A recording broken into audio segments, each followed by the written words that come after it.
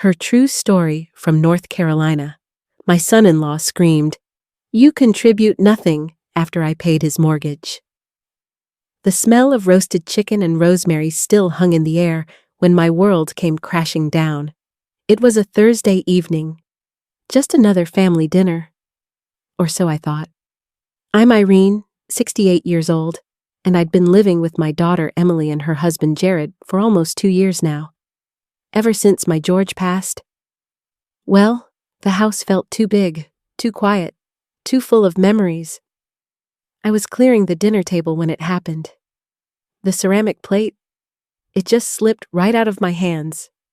The crash echoed through their kitchen like a gunshot. God, Irene. Jared's voice cut through the silence like a blade.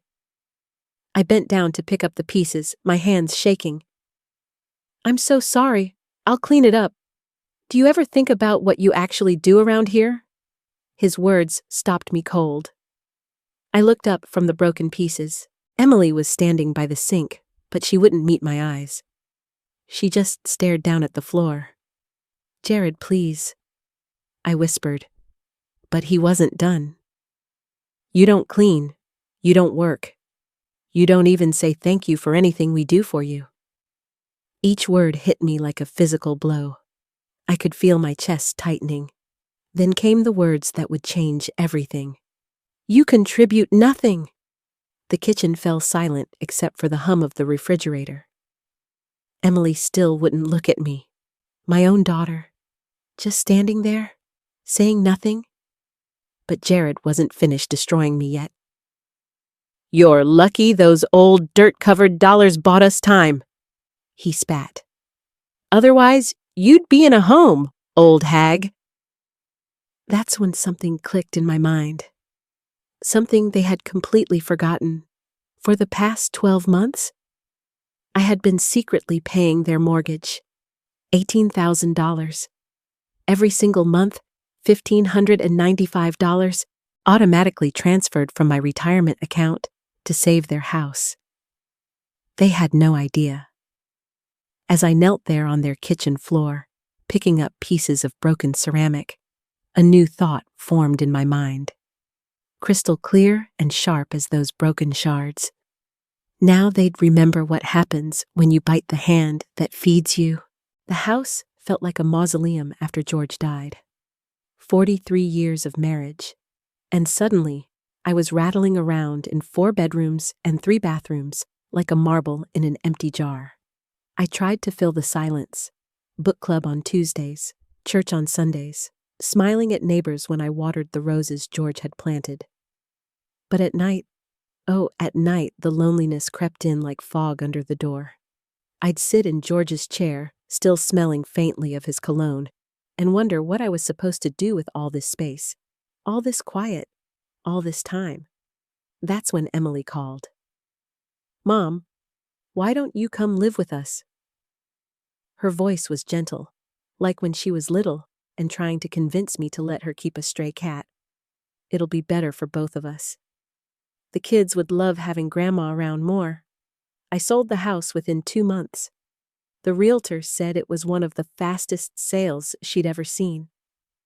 Maybe because I priced it to move. I didn't want to drag it out.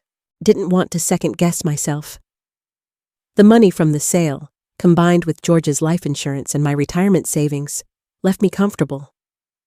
More than comfortable, actually. George had been a careful man, a planner. Even in death, he was still taking care of me.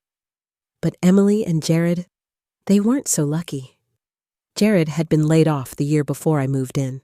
Some corporate restructuring nonsense that left a dozen good people without jobs right before Christmas. Emily's teaching salary barely covered groceries and utilities, let alone the mortgage on their 4-bedroom house in Scottsdale. The same house I'd helped them buy 5 years earlier with a $20,000 down payment gift. I started noticing things. Bills stacked on the kitchen counter, left unopened. Emily's face when she thought no one was looking, tight with worry. The way she'd check her phone obsessively, probably looking at bank balances. Late at night, I'd hear them through the thin walls. Hushed arguments that got less hushed as desperation grew. We're 3 months behind, Em.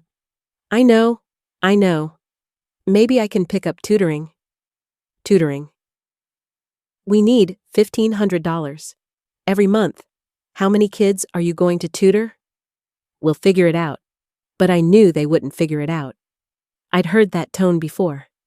In my own voice, years ago, when George was between jobs and we had a toddler Emily to feed. The foreclosure notices started arriving in March. White envelopes with red stamps that might as well have been death certificates. I watched Jared carry them straight to the trash. His jaw clenched so tight, I thought his teeth might crack. Emily would find them later, smooth out the wrinkles, read them with tears in her eyes. That's when I made my decision. It was a Tuesday afternoon in April. Emily was at school, Jared was job hunting, and the kids were at their after-school programs. The house was mine alone for 2 precious hours. I drove to their bank, Wells Fargo on Shea Boulevard, walked in wearing my best cardigan and my church shoes, carrying a manila folder full of paperwork. I'd like to set up automatic mortgage payments, I told the young man behind the desk. Marcus, according to his nameplate. He looked barely old enough to have a mortgage himself.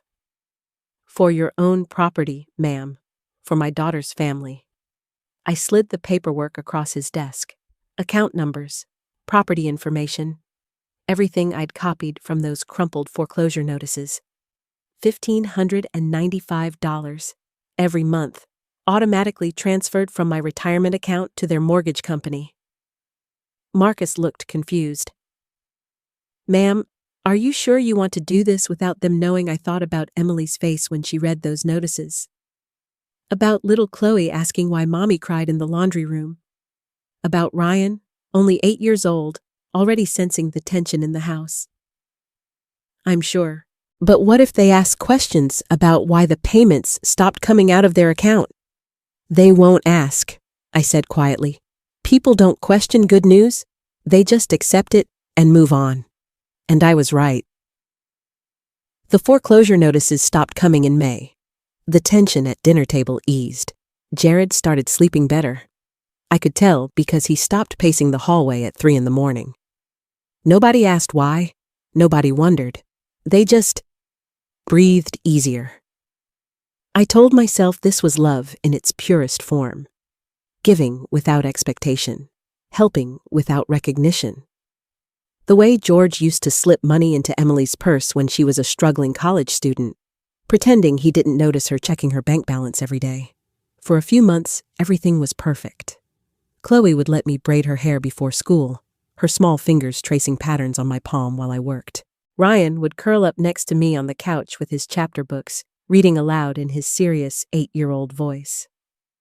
Emily and I cooked together like we used to when she was young. Sunday morning pancakes became our tradition again. She'd measure flour while I cracked eggs, and for those precious moments, it felt like no time had passed at all. Even Jared was pleasant. Not warm exactly, but polite. Respectful, in that careful way you are with house guests you don't mind having around. But Jared got a new job in August. Construction management for a big development company. Good pay, steady hours, benefits. The kind of job that makes a man walk taller and talk louder. And that's when everything started to change.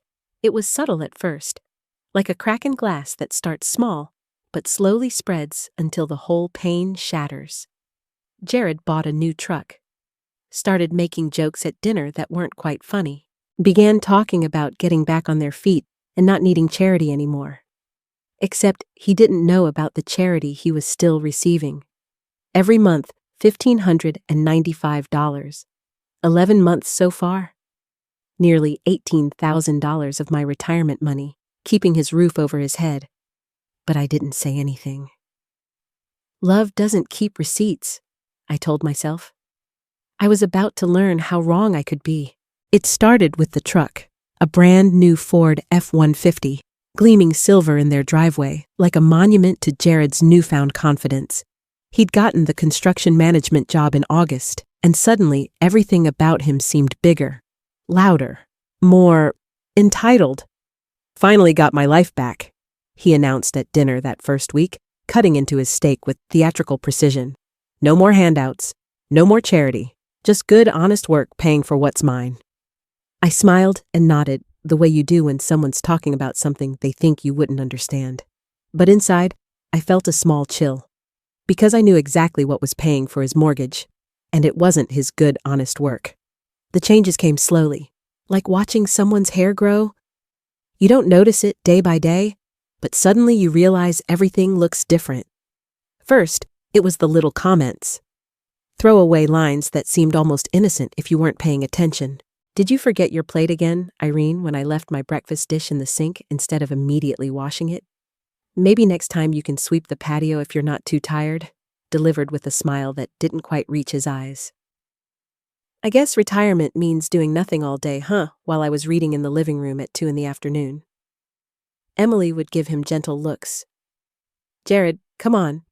But her voice was soft, careful. The voice of someone who didn't want to rock the boat. I'm just teasing, Em, he'd say. Irene knows I'm kidding. Don't you? Irene. And I'd nod. Because what else was I supposed to do? Start a fight over a joke, make Emily choose sides over something so small? But it didn't feel like teasing. Teasing has warmth underneath it. This felt like something else entirely. The comments got sharper, more frequent, like he was testing how much I'd take before I pushed back. When I missed folding a load of laundry one day, well, I guess that makes sense. You're not the one paying for it. When I asked Chloe if she had homework, they're not your kids to worry about, Irene. When I offered to help cook dinner, why start now? Each comment was a small cut. Individually, they were nothing. Together, they were slowly bleeding me dry. Emily started giving me apologetic looks when Jared wasn't watching. Sometimes, after he left for work, she'd touch my arm and say things like, "You know he doesn't mean anything by it, right? He's just adjusting to having his confidence back." But late at night, when I couldn't sleep, I'd lie in bed and replay those moments. The tone of his voice, the way he looked at me like I was furniture he'd grown tired of seeing.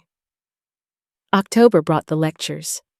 That's what I started calling them in my mind. Not conversations, not discussions. Lectures, where Jared would explain to me, with the patience you'd show a slow child, exactly what was wrong with my behavior. It happened over the smallest things. If I left a light on in my room during the day, 5 minutes about electricity costs and being mindful of other people's expenses. If I asked to turn up the thermostat when I was cold, a dissertation about energy efficiency and how some people didn't understand the value of money. I'm not trying to be mean, Irene, he'd say, his voice dripping with false concern. I'm just trying to help you understand how a household works when people actually have to budget. The worst part, Emily's silence. She'd stand there, washing dishes or folding laundry, while her husband explained to her mother why I was a burden. She'd get this tight look around her eyes, like she was fighting some internal battle. But she never said anything. Not in the moment. Later, when Jared was watching TV in the living room, she might whisper, "I'm sorry about that," or "He's just stressed about work." But those whispered apologies felt almost worse than the lectures themselves, because they meant she heard it. She knew it was wrong, but she was choosing not to stop it. November was when I started feeling invisible. Not metaphorically, literally invisible. Like I was a ghost haunting their house, barely substantial enough to cast a shadow. Jared would walk into the kitchen while I was making tea and act genuinely surprised to see me there. Oh, didn't know anyone was in here. As if I hadn't been living there for 18 months. He'd have conversations with Emily about weekend plans while I was sitting right there at the dinner table. Talk about me in third person. Does your mom need us to pick up anything while we're out? While looking directly at Emily, never at me. The kids started picking up on it. Not consciously, but children are like emotional sponges. They absorb everything. Chloe stopped asking me to braid her hair. Ryan found other places to read his books. They weren't being mean. They were just following the subtle social cues that their father was broadcasting. That grandma was less important now, less worthy of attention. The dinner offer that broke something inside me happened on a Tuesday in December. I'd made pot roast, the same recipe I'd used to feed Emily when she was growing up. The house smelled like home, like Sunday dinners and family traditions. After we ate, I started clearing plates. "Oh, you don't need to do that," Emily said quickly. "I'll handle the dishes." "I don't mind helping," I said, reaching for Jared's plate. That's when he leaned back in his chair, crossed his arms, and said it. Why start now 4 words, delivered with a smirk that made my blood freeze. Emily dropped her fork. The clatter seemed to echo forever. "Jared," she started. "What I'm just asking a legitimate question. When was the last time Irene actually helped with dishes or cooking or anything, really?" I stood there holding his plate, feeling like I'd been slapped. Because the truth was, I had been helping. Every day. In small ways that apparently didn't count. Making my own breakfast so Emily didn't have to. Keeping my bathroom spotless. Doing my own laundry. Staying out of their way when they needed space. But more than that, I'd been keeping their house. With my money. Every month for the past 8 months, $1,595 flowing from my retirement account to their mortgage company. I was literally keeping a roof over his head while he lectured me about not helping with dishes. That night, I called Daniel.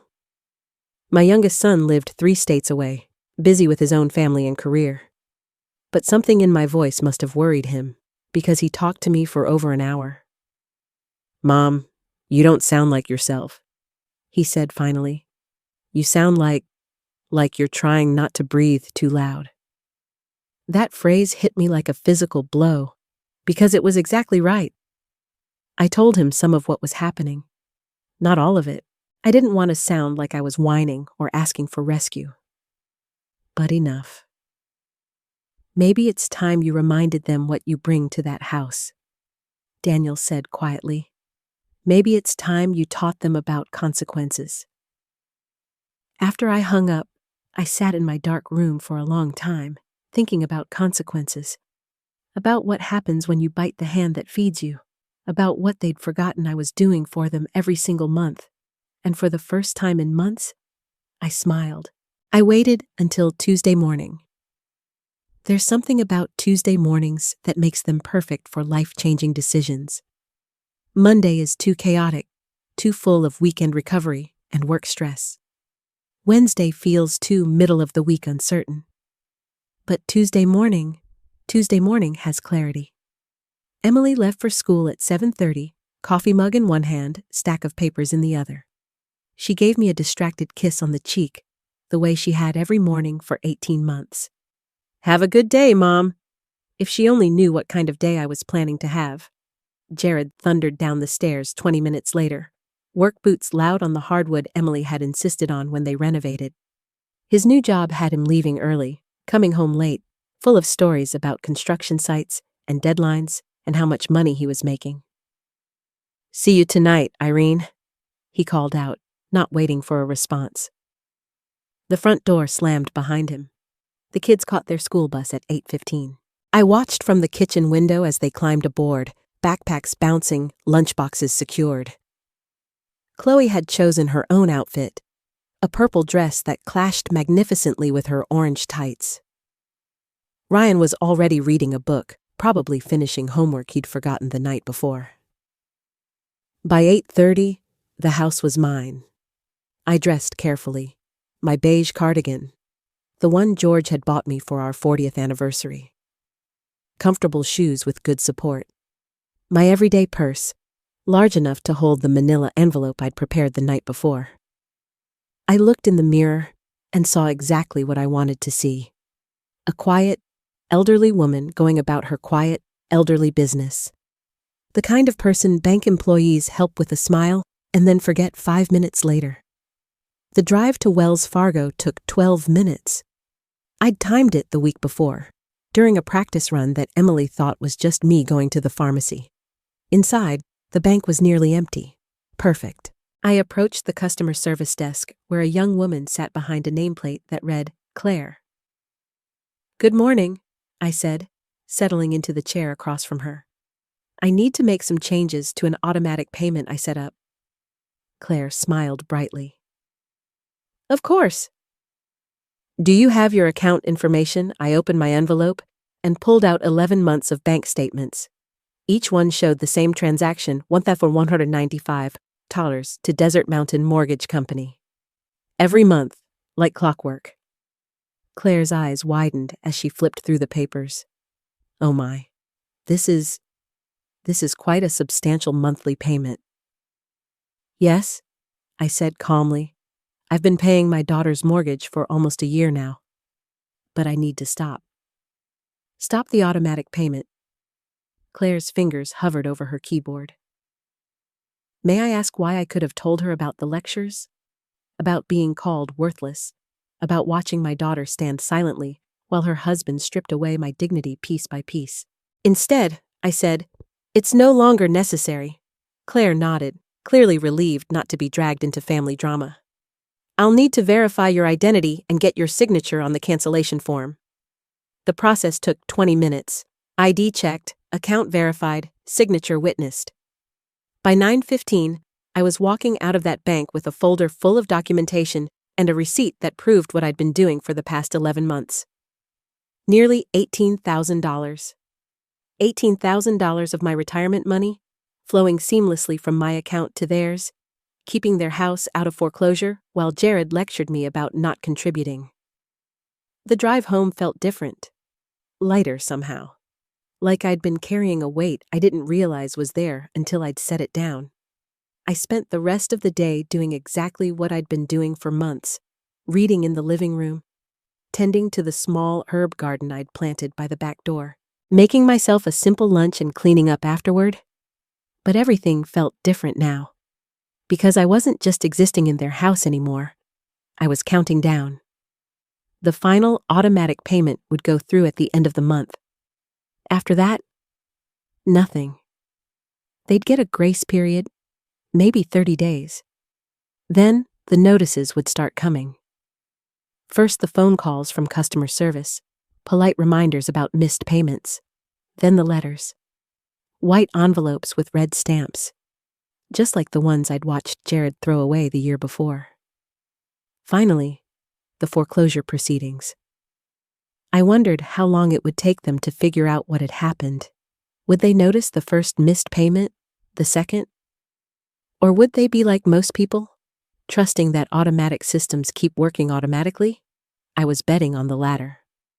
That evening, Jared came home in his usual mood, loud, confident, full of stories about his important job and his important opinions. Something smells good, he announced, hanging his keys on the hook by the door. I made chili, Emily called from the kitchen. It's almost ready. He walked past me in the living room without acknowledgement. I might as well have been furniture. During dinner, he dominated the conversation as usual. Complaints about his coworkers, boasting about a project he was managing, speculation about his year-end bonus. We should start thinking about vacation next summer, he said, reaching for seconds. Maybe Cabo again, or somewhere new. That would be nice, Emily agreed, but I could hear the careful tone in her voice, the one she used when she wasn't sure they could afford something, but didn't want to say so. We've got everything under control now, Jared continued. House payments on autopilot, good steady income. We can finally start living again instead of just surviving. I took a bite of chili and said nothing. After dinner, I retreated to my room early. I needed to prepare for what was coming. Not practically. The practical part was done. I needed to prepare emotionally. Because when they found out what I'd done, there would be consequences. Emily would be hurt, confused, maybe angry.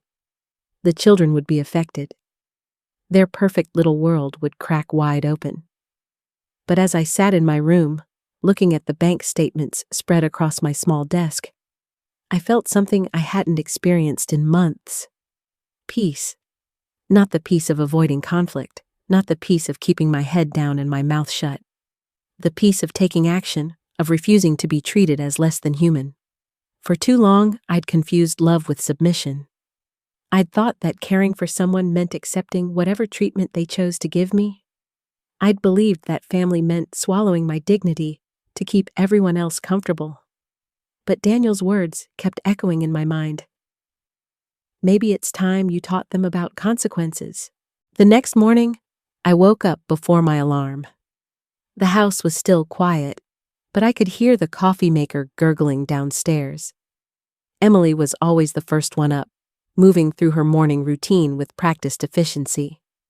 I dressed and went downstairs to find her standing at the kitchen counter, staring out the window at the desert sunrise.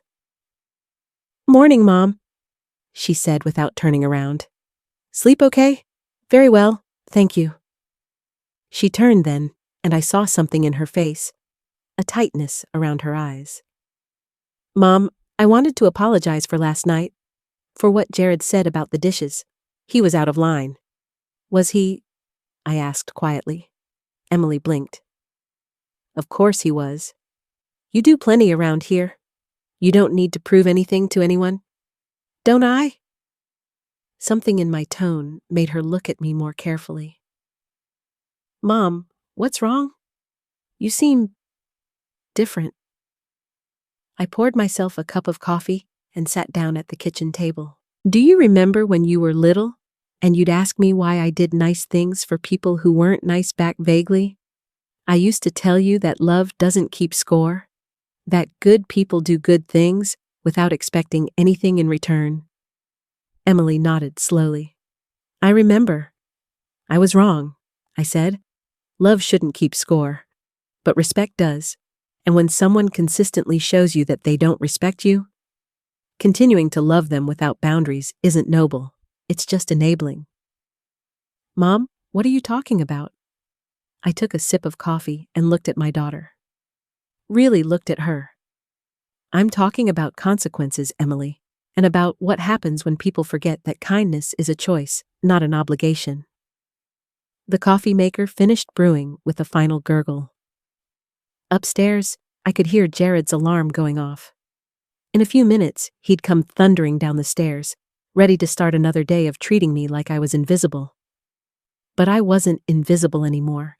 I was a woman with a plan. The foreclosure notice arrived on a Wednesday. I was in the kitchen making tea when I heard Jared's truck pull into the driveway, his usual confident stride up the front steps. The slam of the door. But then, silence. No, I'm home. No immediate beeline to the refrigerator.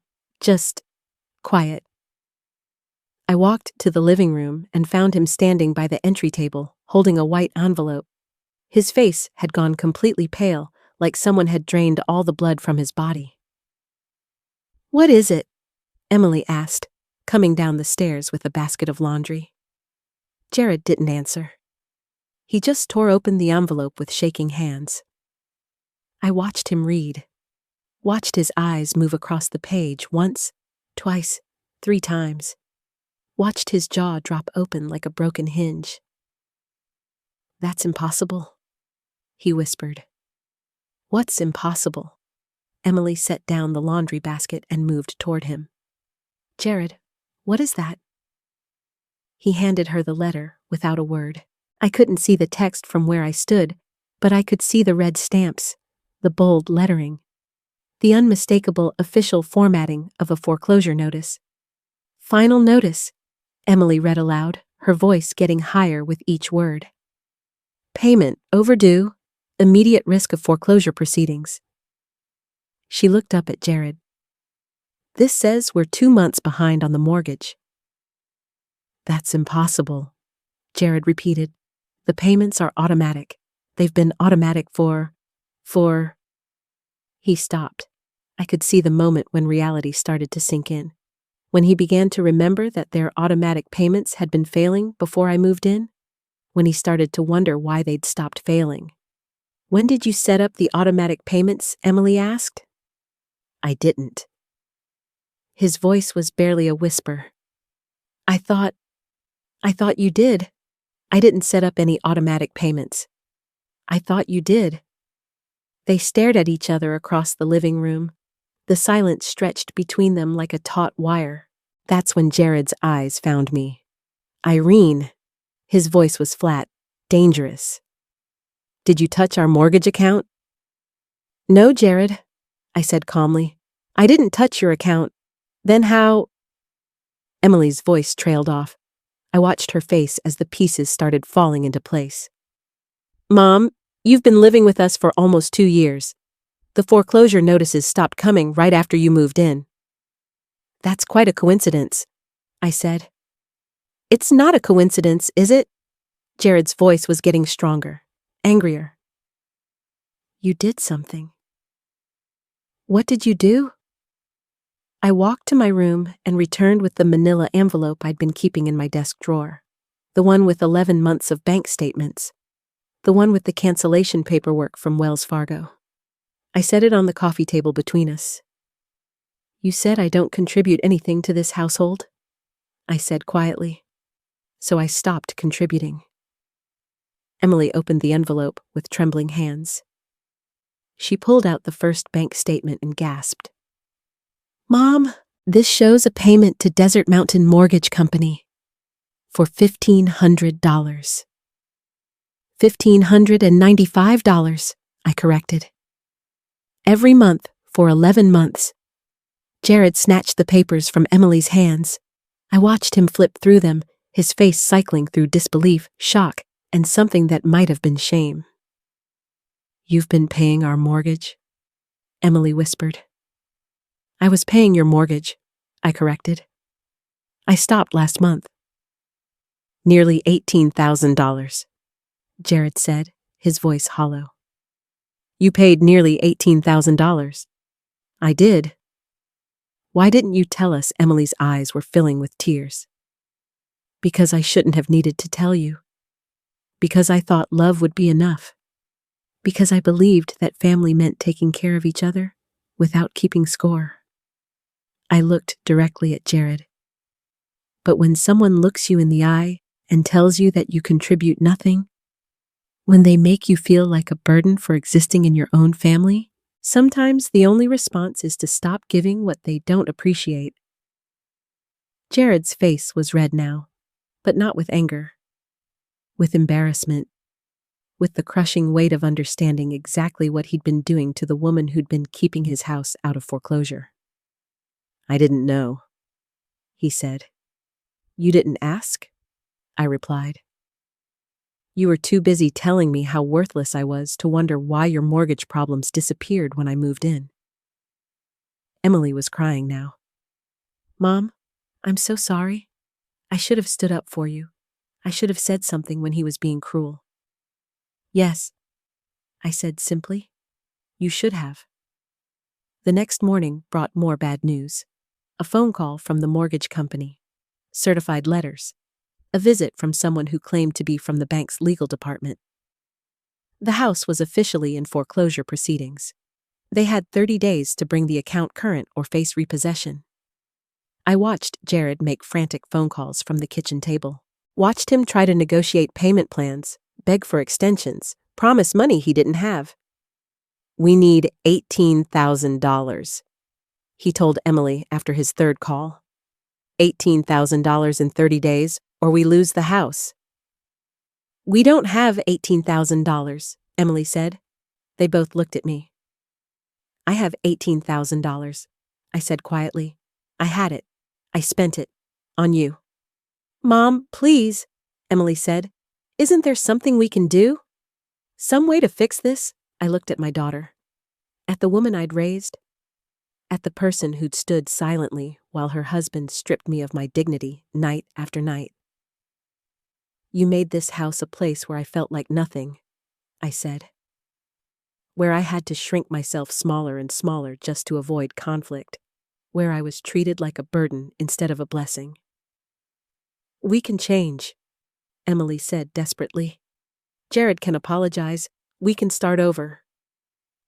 Some things can't be unsaid, Emily, some damage can't be undone. So you're just going to let us lose our house? Jared's voice was bitter. After everything we've done for you? I almost laughed. Everything you've done for me? You mean letting me pay rent to live in a house where I was treated like a servant, where I was lectured about my failures and reminded daily that I was unwanted? That's not how it was, Emily protested. That's exactly how it was. And now you're experiencing what it feels like when someone you depend on decides you're not worth the effort. The foreclosure proceeded exactly as I'd expected. White van in the driveway, 2 men with clipboards, 48 hours to vacate the premises. I watched from my bedroom window as they posted the notice on the front door. Bright yellow paper that announced to the entire neighborhood that the people living here had failed to pay their bills. Jared stood in the yard, staring at the notice like it might disappear if he looked at it hard enough. His shoulders were slumped. His confident swagger was gone. He looked like what he was, a man who'd bitten the hand that fed him and was now facing the consequences. Emily was in the living room, crying while she packed boxes. The children didn't understand what was happening. They just knew they were moving, and Mommy was sad. Where are we going to go? Chloe asked, holding her favorite stuffed animal. I don't know, baby, Emily said through her tears. We'll figure something out. That evening, I found a letter on my dresser. Emily's handwriting on cream-colored stationery. Mom, it read, I know you're angry. I know we failed you. I know I failed you. But please don't let this destroy our family. Please don't let pride keep us from finding a way forward. I love you. We need you. Can't we please try again? I read the letter 3 times. Then I folded it carefully and placed it in my jewelry box, next to the pearl earrings George had given me for our 25th anniversary. Some bridges, once burned, can't be rebuilt. Some words, once spoken, can't be taken back. Some trust, once broken, can't be repaired. I had spent almost 2 years trying to love my way through disrespect, trying to be small enough to avoid conflict, trying to convince myself that keeping the peace was more important than keeping my dignity. But Daniel had been right. Sometimes the most loving thing you can do is teach people about consequences. And sometimes the only way to save yourself is to stop trying to save everyone else. The next morning, I packed my belongings into 2 suitcases and a trunk. 68 years of life, condensed into 3 pieces of luggage. Daniel's car was waiting in the driveway when I came downstairs. He'd driven 12 hours straight to get here, leaving his own family to come rescue his mother. You ready? He asked, taking my suitcases. I'm ready. Emily appeared in the doorway as we loaded my things into the trunk. Her face was red and swollen from crying. Mom, please don't go. Please don't leave us like this. I'm not leaving you, I said. I'm choosing myself. For the first time in 2 years, I'm choosing myself. But we're family. Family doesn't mean accepting abuse, Emily. It doesn't mean letting people treat you like garbage to keep everyone else comfortable. I hugged her then, tight and long, the way I used to when she was little and afraid of thunderstorms. I love you, I whispered. But I love myself too. And I won't live in a place where those 2 things are mutually exclusive. As Daniel's car pulled away from the house, I didn't look back. I couldn't, because if I looked back, I might weaken. I might remember all the good times and forget why I was leaving. Instead, I looked forward, toward a future where I wouldn't have to apologize for existing, where I wouldn't have to make myself smaller to make others comfortable, where I could remember what it felt like to matter. Daniel's house felt like stepping into sunlight after months in a cave. Sarah met us on the front porch, her arms open wide, her smile genuine and warm. Welcome home, Mom, she said, and I started crying. Not sad tears, relief tears, the kind that come when you finally realize you're safe. Grandma Irene. Little voices from inside the house, feet thundering across hardwood floors, and suddenly, I was surrounded by hugs and excited chatter from grandchildren who actually wanted me there. 6-year-old Lily showed me her loose tooth. 4-year-old Marcus demonstrated his somersault skills on the living room carpet. Baby Emma gurgled happily from her bouncy seat, reaching chubby hands toward my face. "We cleaned out the guest room for you," Sarah said, leading me down a hallway lined with family photos. "Daniel wanted to make sure you had everything you needed. The room was perfect. Soft blue walls, a rocking chair by the window, a bookshelf already stocked with novels Sarah thought I might enjoy. Fresh flowers on the nightstand. It's yours for as long as you want it," Daniel said quietly. "Forever, if that's what you choose." That first night, I sat in the rocking chair and watched the sunset through my window. No one interrupted me. No one made snide comments about my doing nothing. No one made me feel guilty for taking up space. For the first time in 2 years, I breathed deeply. Over the next few weeks, I began to remember who I was before I'd shrunk myself to fit into Emily's house. I helped Sarah with the children, but my help was welcomed, appreciated, acknowledged. I cooked meals that people actually thanked me for. I offered opinions that were listened to and respected. "You seem different, Mom," Daniel said one evening as we sat on the back porch watching the kids play. "Lighter somehow."